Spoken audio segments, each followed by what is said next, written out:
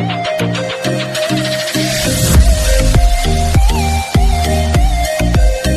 दोस्तों, स्वागत है आप सभी का अपनी नौकरी के ऑफिशियल यूट्यूब चैनल में।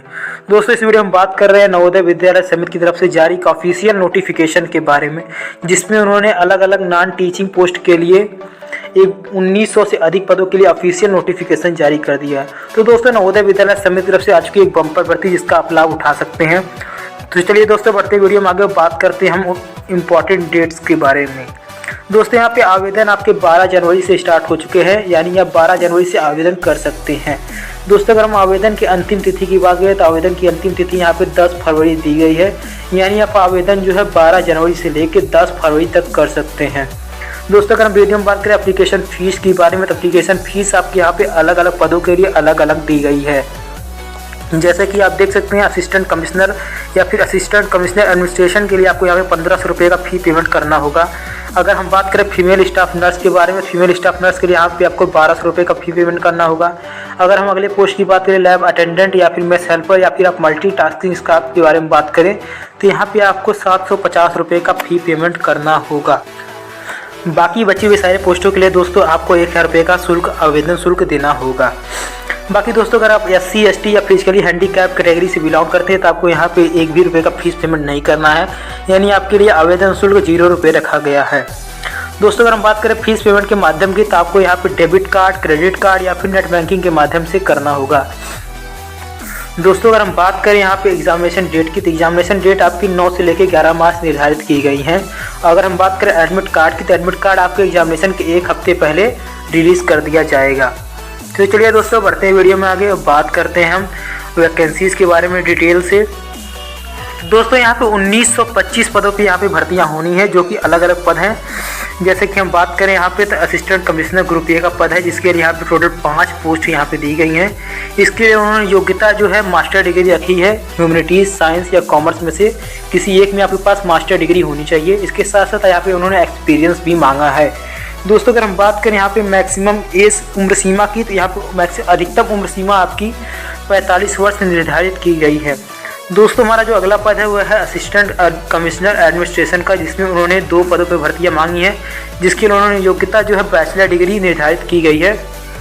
यानी आपके पास अगर बैचलर डिग्री है किसी भी स्ट्रीम में, उसके साथ साथ आपके पास अगर 8 साल का एक्सपीरियंस है तो आप इस फॉर्म को अप्लाई कर सकते हैं। दोस्तों, इसके लिए उन्होंने अधिकतम उम्र सीमा 45 वर्ष रखी है। दोस्तों, अगर हम अगले पद की बात करें तो अगला पद हमारा फीमेल स्टाफ नर्स का है, जिसके लिए यहाँ पे 82 पदों पे भर्तियाँ होनी है, जो कि काफ़ी अच्छे पद है। दोस्तों, इसके लिए उन्होंने योग्यता जो है 10+2 इंटरमीडिएट एग्ज़ाम, यानी कि आपके पास इंटरमीडिएट उसके साथ साथ आपके पास सर्टिफिकेट, डिप्लोमा या फिर डिग्री होनी चाहिए नर्सिंग में। यानी अगर आप इंटर पास किए हैं प्लस आपके पास डिग्री, डिप्लोमा या सर्टिफिकेट कुछ भी है नर्सिंग में तो आप इस फॉर्म को अप्लाई कर सकते हैं।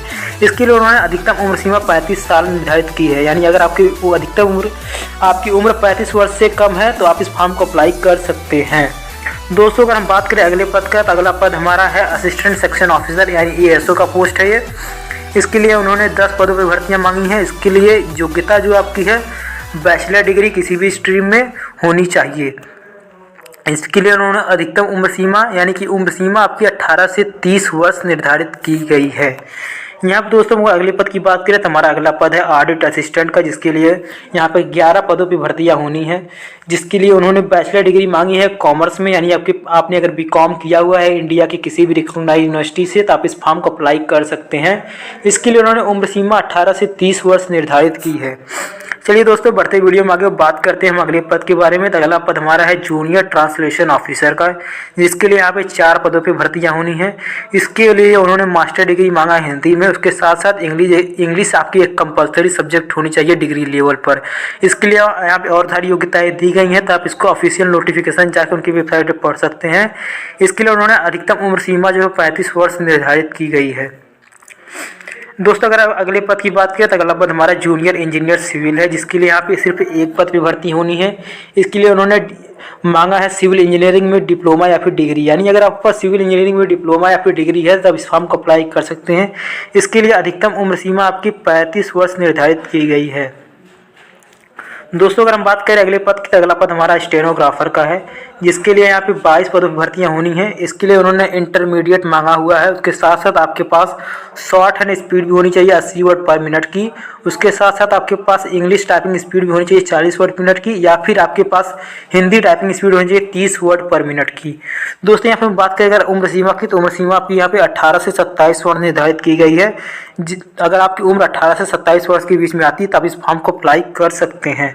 दोस्तों अगला पद हमारा जो है कंप्यूटर ऑपरेटर का है। कंप्यूटर ऑपरेटर के लिए यहाँ पे 4 पदों पर भर्तियाँ होनी है, जिसके लिए उन्होंने बैचलर योग्यता में बैचलर डिग्री मांगी है किसी भी स्ट्रीम से। उसके साथ साथ आपके पास 1 साल का डिप्लोमा होना चाहिए कंप्यूटर में, यानी अगर आपके पास कंप्यूटर से रिलेटेड कोई भी 1 साल का डिप्लोमा है तब इस फॉर्म को अप्लाई कर सकते हैं। इसके लिए उन्होंने अधिकतम उम्र सीमा यहाँ पे 35 वर्ष निर्धारित की है। चलिए दोस्तों बढ़ते हैं वीडियो में आगे, बात करते हैं हम अगले पद की। तो अगला पद हमारा कैटरिंग असिस्टेंट का है, जिसके लिए यहाँ पे 27 पदों पे भर्तियाँ होनी है दोस्तों, तो जो कि काफ़ी अच्छे पद है। इसके लिए योग्यता उन्होंने कक्षा 10वीं मांगी है। उसके साथ साथ आपके पास डिप्लोमा होना चाहिए कैटरिंग में, या फिर आप इंटरमीडिएट किए हों। उसके साथ साथ आपके पास होटल मैनेजमेंट या फिर कैटरिंग में या फिर वोकेशनल कोर्स में आपके पास होटल मैनेजमेंट या कैटरिंग में एक vocational subject as a vocational subject होना चाहिए। यहाँ पे हम बात करें अगर आपको एक्सपीरियंस की, तो आपको 1 साल का एक्सपीरियंस भी होना चाहिए। दोस्तों अगर हम बात करें उम्र सीमा की, तो यहाँ पे उन्होंने अधिकतम उम्र सीमा 35 वर्ष निर्धारित कर रखी है।